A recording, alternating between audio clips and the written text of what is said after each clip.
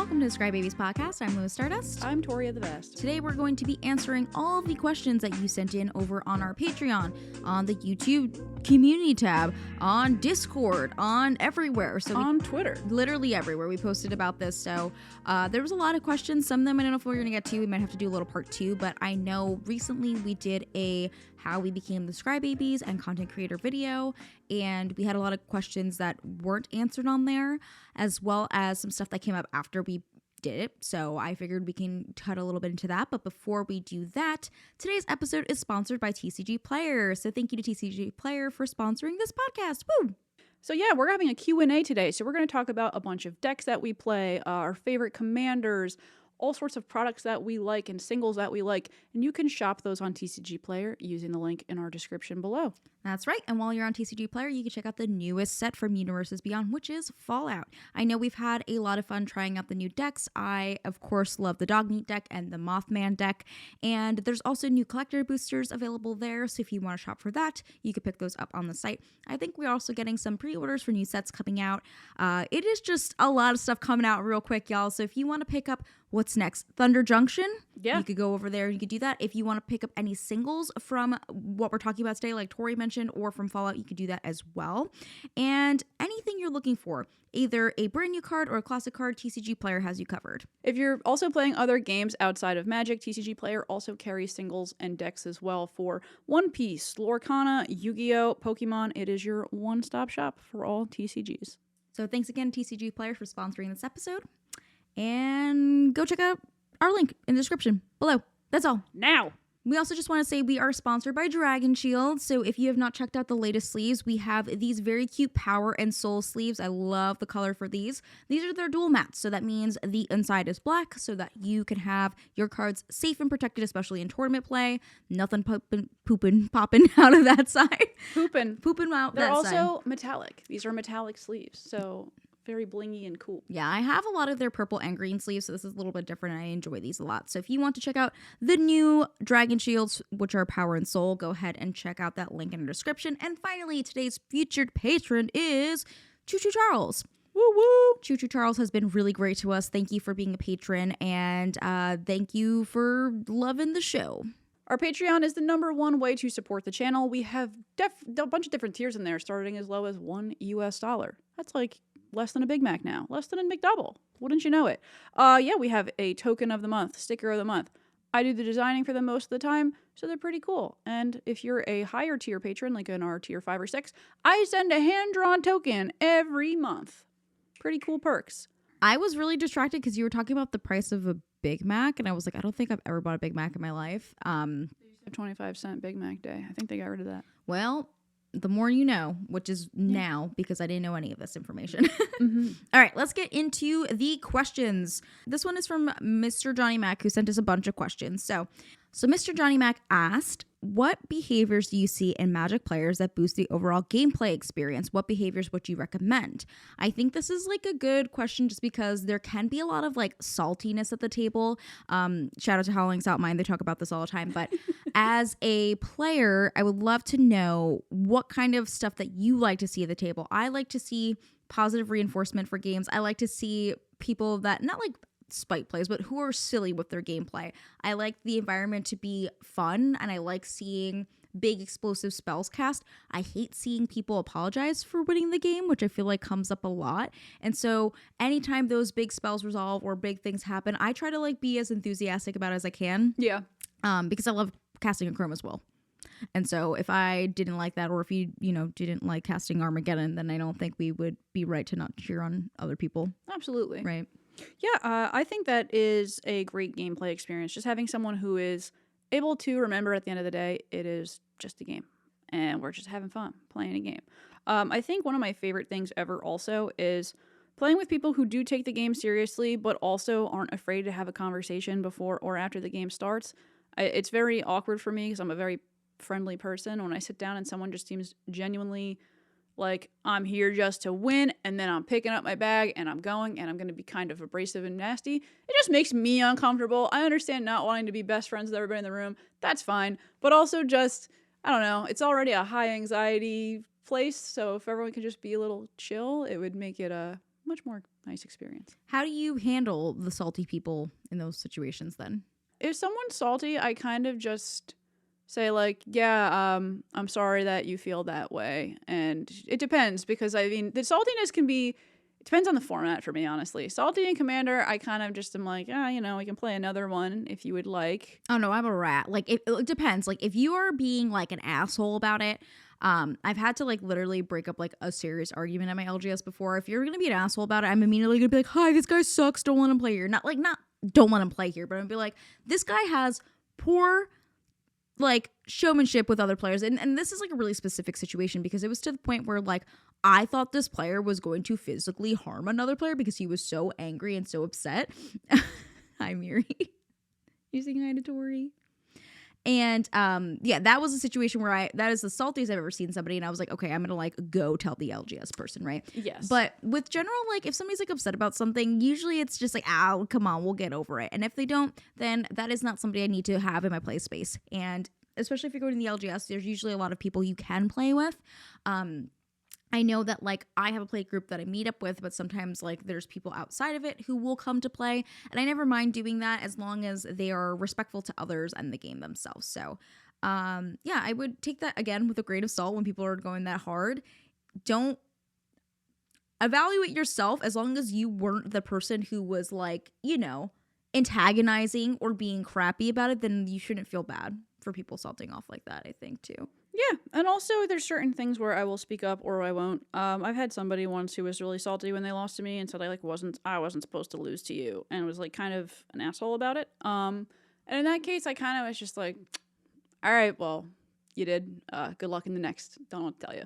I never really engage though, just because I don't want to antagonize somebody who's clearly mad. It's not necessary. Yeah. Not worth the effort. Yeah. Mr. Johnny Mac also asked what changes between a casual Magic setting versus a tournament setting, which we can give like a little TLDR on that if you would like to, but we are doing a whole podcast on casual versus competitive. So that's something you'll see soon, hopefully, in the next month or two, where we can talk about everything like that. Yes. I think it's just like the overall feel of how you're playing, right? If we're going to play casual for the night, I'm not playing as hard as I would at a tournament, right? In a casual space, I definitely am a little more relaxed. I'm a little more, I guess I'm not thinking as hard about my decisions. I mean, I try to play the best no matter when I'm playing.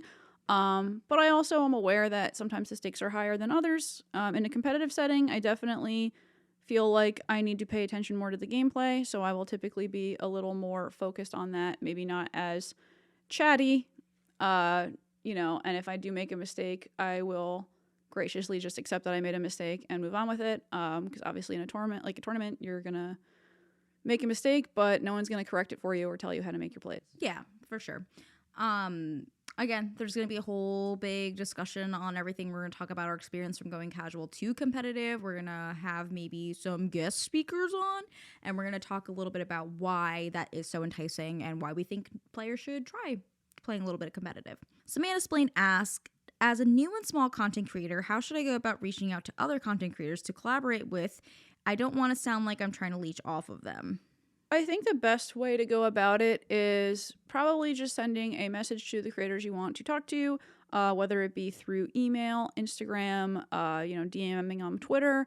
And I think as long as you aren't pushy is fine. Content creators, a lot of time have very busy schedules, and behind all of the content we do, we are people with, other full-time obligations, jobs and stuff. So if we don't answer right away, I wouldn't take a no answer personally. Mm-hmm. Sometimes it's just not seen, or sometimes it just goes to the depths of spam and we don't see it.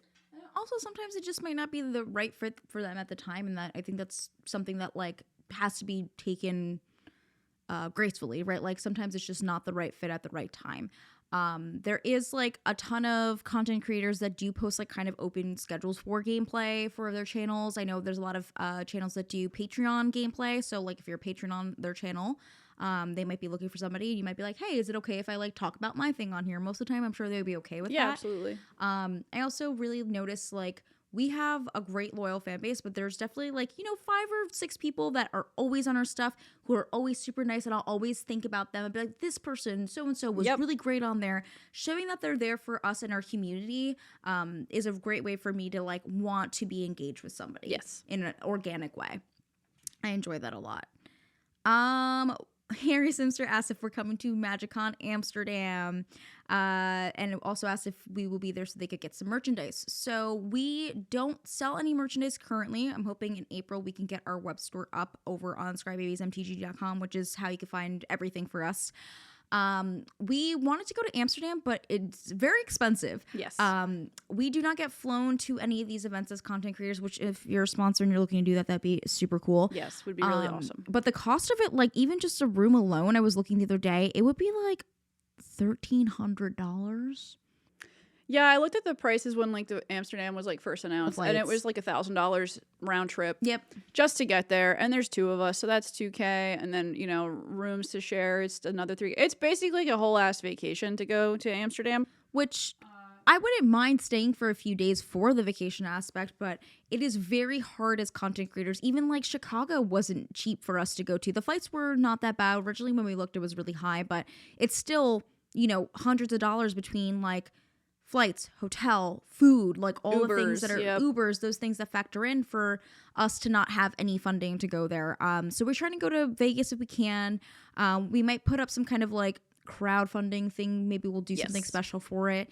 And we always do a meet and greet when we're at those events. So if we are at them, you'll have a couple hours a day where we'll be stationed at so we can sign things and give some stuff away, which we usually give away some tokens and stuff. But we love doing them. It is just very hard and expensive to get there on our own. So it is very, very expensive. All Seeing IPA asked, what is your next tattoo going to be? My next tattoo, it's a great question. I literally just got tattooed this morning. I'm looking to hopefully get some work done on my legs in the near future. I want to get my kneecap tattooed. Every time I go to do it, though, my sister and I push it off. My sister tattoos me. So if you want to check out her work, she is on Instagram at its_just_Kristen. She's probably going to tattoo, hopefully, my knee soon. I really want to get a magic-themed tattoo on that. I don't really want to say what it is because I don't really want to take my idea. No, I want to know. Bleep it out.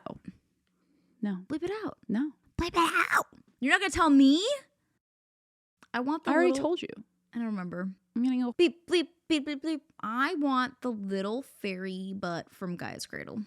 Because to me, it's just a cute fairy butt. And also, I will know it's for magic.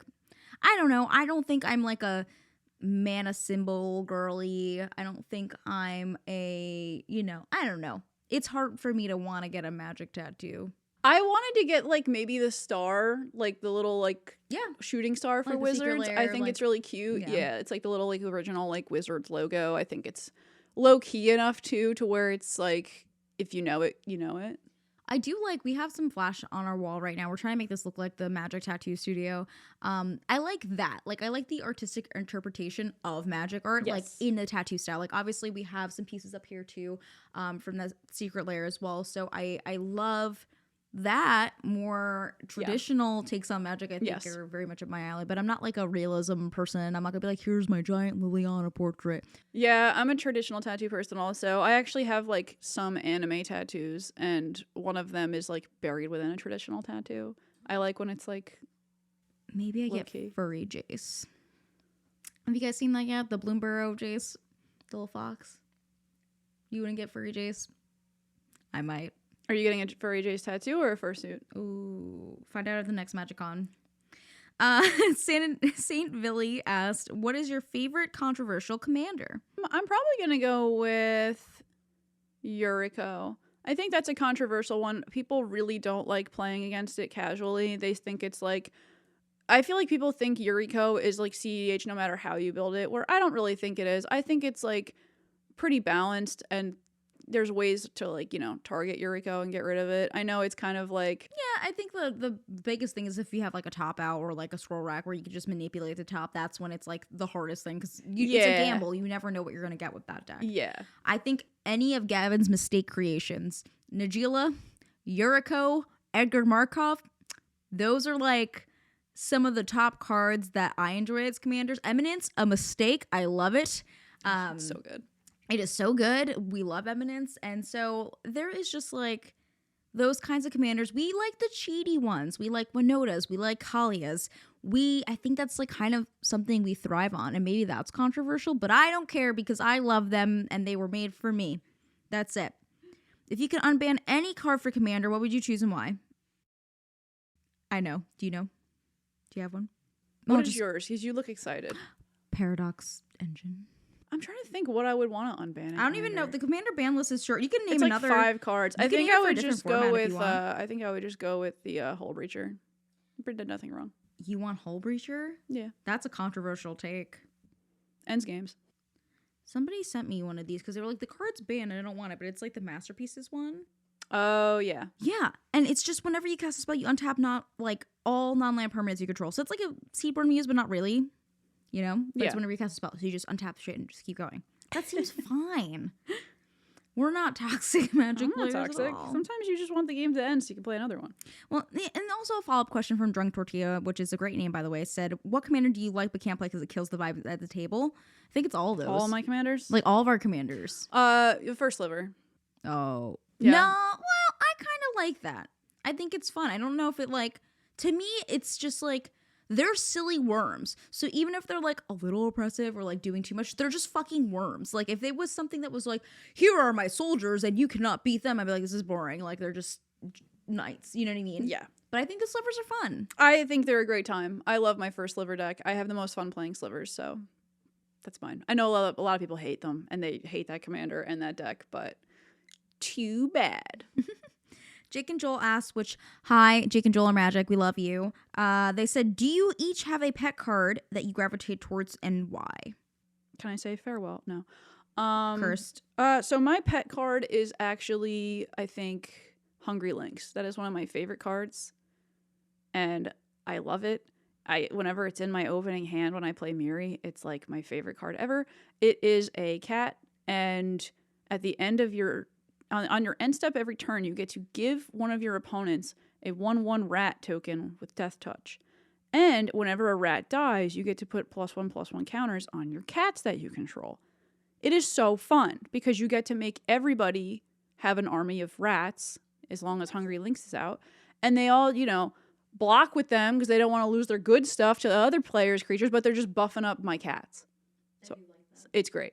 And I love drawing the rat tokens. So that's my favorite card to jam. If I can just shove it into every deck I played, I probably would, just because it's an excuse for me to draw a rat. Well, that brings me to a question that I think is really fun.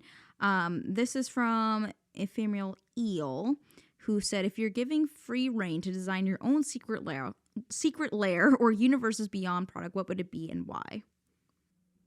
For a secret lair, that's hard because if it's going to be like secret lair and then also one with like Universes Beyond. Well, it doesn't have to be. You could pick. So my brain was like, here's my Universes Beyond, here's my secret lair. So I made one that I think is for you, for me, and for Scrybabies. Okay. But I want to hear, I don't know if you want to hear mine first or you want to. I want to hear yours first.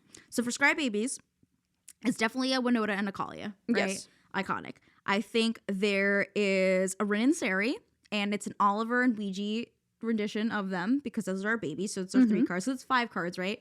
And then you get one in the back. Is that correct? Is that how it usually Yes. is? Okay. And then I said a Lightning Bolt. Absolutely. Because it's iconic card for Scrybabies for sure. And we're icons. And that's 1, 2, 3, 4. Gosh, what else is another one for us? I'm a big Chroma's Will girly. I cast it a lot, but I think there's got to be like some kind of weird little guy that we enjoy. I'm trying to think. You said that you think for me probably Goblin Guide, Lightning Bolt. Those have definitely had some reprints, so I wouldn't want to take away from those. No, but I feel like you would have a really cool version of Goblin Guide, and I feel like you would have a really cool Lightning Bolt, right? Like that is just when I think of Magic cards that are like I think red Magic cards for you, and I always will think those. Yeah, that's how my brain works. Yeah, right. You could have a Kalia in there for sure. You would have a Miri. Yes. You would definitely have a Miri, and you would have some kind of cool equipment, which I don't know what you would choose. Oh, man. For equipments, Shadow Spear is like my favorite, so probably a Shadow Spear. Shadow Spear is a good card. I think our secret lair card for the Scrybabies one would definitely be like a Steve and Ian dual card. Like that would be like the bonus card. It would be like, I don't know. Splinter Twin. Yeah, like something stupid with the 2 of them. Yeah. I think in mine it would definitely be obviously like a Winota, And a Chroma's Will, because that's my fucking card. I love it. Calling Ritual, definitely like Academy manufacturer. I think that's like, I'm big on the food clue token girlies. Yes. So those would be it. And then if we had our choice for like a Universes Beyond set, like maybe like Universes like Secret Lair or something like that, I would love Scooby-Doo. I would love Game of Thrones. Those are ones I've vocalized a lot that I think would really be cool. Legend of Zelda, I think would be a really cool set, and I think it would kind of fit thematically.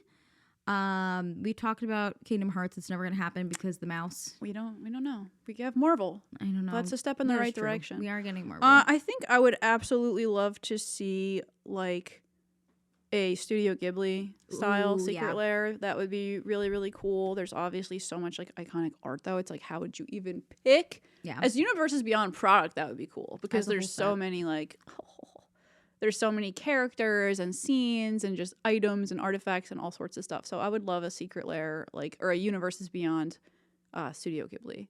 I think would be fantastic. So I do feel like a lot of the Secret Lairs have been like iconic things. Like we had the Princess Bride recently, right? And then we had a horror set. So I think there's a lot of big ones. Is there any that you were looking forward to or hoping that we'll get in the future? I think it'd be cool if they did more anime style ones. I know it's probably like a weird licensing thing with like, you know, Crunchyroll and all the other studios that have their toes dipped in. I would love a Chainsaw Man Secret Lair. That would be so cool, but that's probably wishful thinking for me right now. I think like anime art panels would be really cool. Yeah. That would be my number one. And then I guess for something that's not like that, like obviously like something with real people in it, I would just go for Golden Girls. I would love a Golden Girls Secret Lair. Patron Bobo says, what video game, if you play them, got you into gaming? So was there one that you really enjoyed or... When I was a kid, the first couple games I played were Spyro on my PlayStation. I absolutely love that game. I actually just got all of the remakes for it on Xbox too. They had like a little bundle on there. Spyro was one of the first games I played that got me into playing like the platformer games. And I also played Final Fantasy, and I thought that was super fun. I loved like the whole combat style with it. I was absolutely terrible at games as a kid, but I still just played them anyway. That's fun. I liked Crash Bandicoot, stuff like that. I was really big on N64, so I loved Banjo-Kazooie. That was a really fun one that I enjoyed. I was obviously big into Legend of Zelda. We talked about that earlier. Conker's Bad Fur Day was very cursed, and I probably shouldn't have been able to play that at a young age. But yeah, I was big on N64. Yeah. That was my console of My choice. favorite game ever was Harvest Moon 64. Oh my gosh, I think explains a lot about me. I'm not surprised at all. Got a farm and marry my wife. Oh my gosh. Salmon Color asked, how many decks do we have? And how many do we update on a regular basis? I found that too many decks manage and I found that I have too many decks to manage and enjoy. So I've been scaling back the amount of paper decks I own, which is 19. Now I enjoy maintaining my core of 10. We definitely have more than that. If we play the same commanders on YouTube, it does not seem like people love that. So yeah, I have my main 4 commander decks in rotation usually, which is like Miri, Kalia, the First Sliver, and Ural. Those are like my 4 that I constantly play with. I don't really swap cards as often as I should. I actually just put new cards in Kalia. Not even new cards. I just like made some swaps that I absolutely had to in Kalia.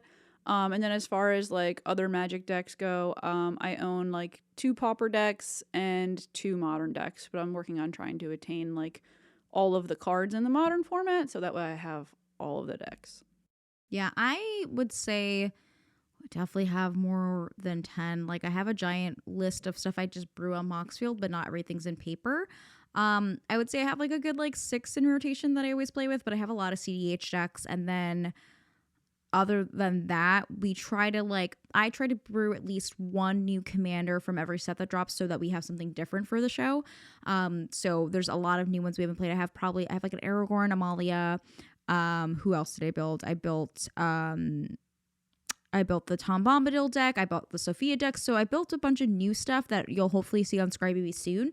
But we just haven't had the time to like play it on here. Yeah. So I brew a lot, but my constant rotation, like if I'm going to like a MagicCon, for example, I'll bring 3 casual commander decks with me at most. Usually one's like a pre-con, 2 casual decks, and then something else. So at any time at the LGS, it's like 5 decks I'll have on me. But we have way more than that. I don't even think I can count for you if I wanted to. We have like 12 sitting up there right now, and that's not even all of them. All right.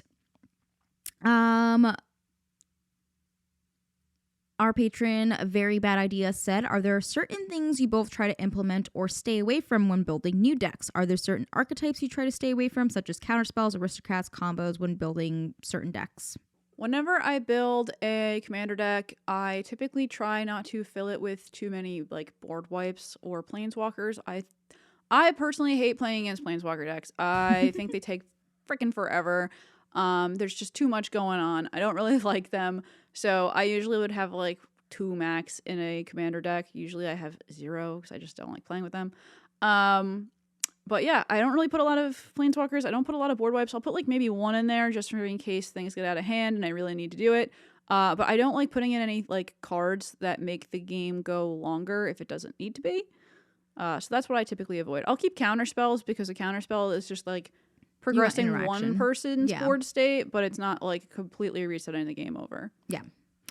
I don't think there's anything I don't build with, right? I just build like, if I'm building the deck, I'm building it for fun, right? So I'm not like specifically like, ooh, I'm not going to put this in there. If it's more of a casual deck, I won't put like a lot of tutors and board wipes like Tori was saying earlier, but I'm not like restricting the cards I'm building with. I am trying to do more stuff with like my bulk and things like that, but there's not anything that I try to stay away from. I just tend to gravitate towards combat focused decks. I tend to gravitate towards thematic decks, so that's kind of where my building goes.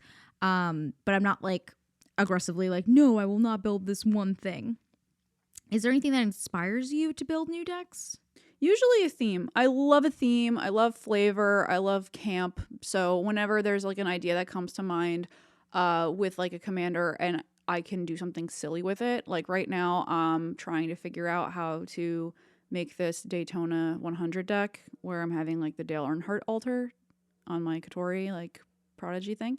So I love that. So I can make a cool deck based off of the commander and it'll have a piece of art on it. Modfly's doing it for me, so it'll be cute and it'll be really fun. And it's more like personal and thematic to me. So anything that's thematic inspires me to build.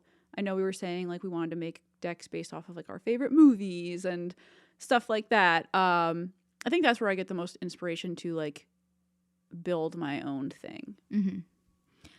Our patron Big Tall Cubano asked, what was our most memorable game of Magic? One that lives rent-free in your head.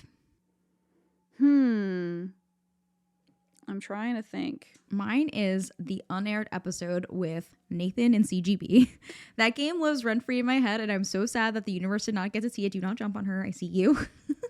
But yeah, that one lives rent-free in my head. I also really loved playing with like Rachel Weeks and Lady. I think about that one a lot because it was just really silly, and we had lost the entire game we played before that because our camera was being awful, and they were a very good sport about refilming the game, and so it made it a very silly and fun play experience. I think a game that lives rent-free in my head is I went to an RCQ and I was playing Mono White Hammer and I got paired against Yawgmoth, which is not a good matchup for Hammer. Mm-hmm. And I tried to spell pierce a Grist, and you can't spell pierce Grist because he's a creature before he enters the battlefield. So felt like a big idiot. My opponent was like, yeah, that's a creature, you can't do that. And I was like, yeah, you're right. And then it just made me think about like, I don't know. I just think about it all the time. It's really funny to me because I was just like, that was a mistake. The guy was super nice. We wound up chatting about like the deck right after, and I asked to like, for some tips on like sideboarding against his deck after he 2-0'd me, clapped me. But yeah, it was a really cool experience because that was one of those moments where I was like, you know what? I'm going to remember this forever, and now I'll never incorrectly cast this card ever again. Think about it all the time. I do remember that stuff. I try not to think about that. I mean, like, it's good experiences and you remember it, but I don't know. I don't want to think about me feeling stupid all the time. I guess it's also like a positive way of looking at it too, because it was more of like a learning experience and you guys got to like talk about it after, which is nice. Yeah. Okay, our patron Max asked, if we were D&D characters, what would our class be? Do you know D&D classes? Yes. Okay. I'm an elf ranger. Just right away, I already went for the race already too. Yeah. Okay, I like that. I would say, I think I'm a little, I like to play barbarians a lot, and so I think it's that. But I think I'm more of like a little druid. I like mixing up little things, and I like nature, and I like being very witchy. So I think a little druid for sure. Mm-hmm. I can see that. Joe Milo Me asked, how do we meet our partners? I met Ian when we went to what was the event? The New Capenna event? Yeah. In New York City, where we all played. It was like a pre-release and we hung out and played there. Was already following Ian's content because I enjoyed Winota, and so we became friends through that. And then I think you met Steve at your LGS, right? No. I actually met Steve through Twitter. Like, that's where we first interacted. Okay. However, me and Steve met in person for the first time at SCG Philadelphia in 2022. The greatest venue of all time. Yes, and it was my first Modern event, first in paper event ever. I only had like one rep on the deck, and then I was like, I'm just gonna go enter a 10K because why not? And I met Steve there, and we walked to the pairings board because we both had last names that are at the end of the alphabet. And he was with my other friends from my LGS, so I was able to like talk to them throughout the day about like how the event was going. So then we became friends from there, and the rest is history. Atrus of Miss asked, in your opinion, what is the best and ideal pre/post EDH meal? Ooh, I think after a tournament, my favorite thing to do is go get like a really good sandwich with fries. I play at the Bearded Dragon a lot, and whenever we finish tournaments at the Bearded Dragon, we always go to this restaurant called The Station. They have a really good like fried chicken sandwich. So that's my favorite thing to do after a tournament. After like draft and FNM, me and Steve and his friends all have a tradition to go to Applebee's. So neighborhood beef. We get the neighborhood beef. I do not get the neighborhood beef, but we all go to Applebee's and we destroy our insides with something greasy and disgusting.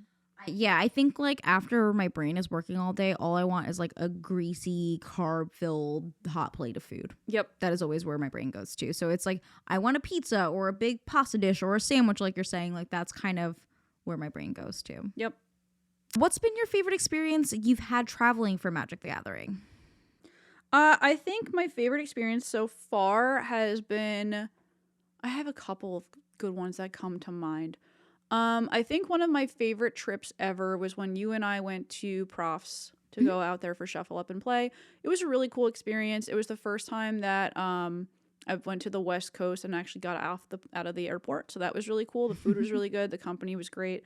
We had like a really cool time while we were there. The hotel was awesome. It was just a really cool trip even outside of Magic. But it was also the first time that I, saw like a studio and got to be like recorded playing at like a production level-esque thing. So that was really, really cool. And then also I had a very good experience traveling to SCG Con in Pittsburgh the first time I ever went. There was plenty of events. It was really cool. It was warm out, so I was able to walk around the whole city, and I think that's actually one of my favorite SCG locations. The convention center has huge windows, so it doesn't feel perpetually like 7 p.m. inside. That's really nice. I liked Vegas last year. I thought that was really fun. Mm-hmm. I enjoyed doing that a lot. I feel like most of the MagicCons have been great to travel to. And I loved when we went to Canada for Spike Feeders. That was awesome too. Yes. We have some big trips going on this year, and we also have some people coming here and different events that we're checking out, so that I'm looking forward to. We can't talk too much about that stuff, but yeah, we've had a lot of fun traveling for Magic, which has been really cool. And it's been this is our second year doing that, like for us, but longer for other stuff. So I enjoy going to the smaller events and playing events, and I also enjoy going to film and then going to these large scale events and meeting everybody. So there's a lot of cool benefits. Yeah. It's expensive, but it's definitely worth it. It is. And we try to stay like a day or two if we can to like go at least eat at a good restaurant. Yeah, at the and very hang least. out. Yeah. Vegas would have been my like up there with my top two, except I got COVID. Yeah. So that knocks it down a few pegs. Josh from Elder Drunken Highlander said, if you could replace your co-host with a planeswalker or legendary creature, who would it be? And I don't like this question because I don't think we're going to replace each other. But if you could see the other person, I guess, as a planeswalker, we're going to twist this up a little bit. What would you think I am, and what would I think you are? This is hard because like I want to say Liliana, but I also think that you're just so nice. Yeah. And Liliana's kind of mean. That's like her whole shtick. I get that too. You know? You give me obviously like Nahiri vibes aesthetically speaking, right? It's like equipment and let me like, you know, be the whitest person ever and like, you know what I mean? Aesthetically, like the hair and everything. That's like a very you vibe, I feel like. But I think you'd be more of like a Chandra. I think you're fiery and I think that those modes suit you more for a Planeswalker. Yeah? That's what I would think. Okay. Yeah. You know, Nahiri is on Stoneforge Mystic. Yeah. That is my deck. I know. I think it's also that. Do you want me to tell you you're the whitest person ever? Or do you want I to be am cheerful? the whitest person Okay, ever. so you're it's Nahiri. okay. I understand. You don't have to try to dumb it down. I think I'm going to go with Liliana for you. Just because. I like that. Spooky babe. So those are all the questions we got today. We obviously get questions all the time. So if there's anything that we didn't answer or you have additional questions on, feel free to leave them below. I'm sure we will do another one of these in a few months. You can also leave suggestions for future podcast episodes. So we, of course, do set reviews, but we also try to do more personal story-related stuff for Magic. We're, like I mentioned earlier, we're going to be doing one about casual versus competitive Magic. So you'll see that soon. But we're also doing other subject matter about Magic. Anything in the world of Magic you can ask us about, and we will try and see if we can fit it into what we're hoping to do here on this podcast. If you enjoyed it, make sure you go over to Apple and Spotify to leave us a review. Let us know how we're doing. Yeah, and if you want to support the show, be sure to check us out on Patreon like we mentioned earlier. Shop our bonfire link. We have a bunch of whole links and stuff below that you can go search to support us. And the best way to also do that is to like and share with a friend. It is the cheapest and best way to spread the word about our channel and help us out. Thank you for listening. See you next time.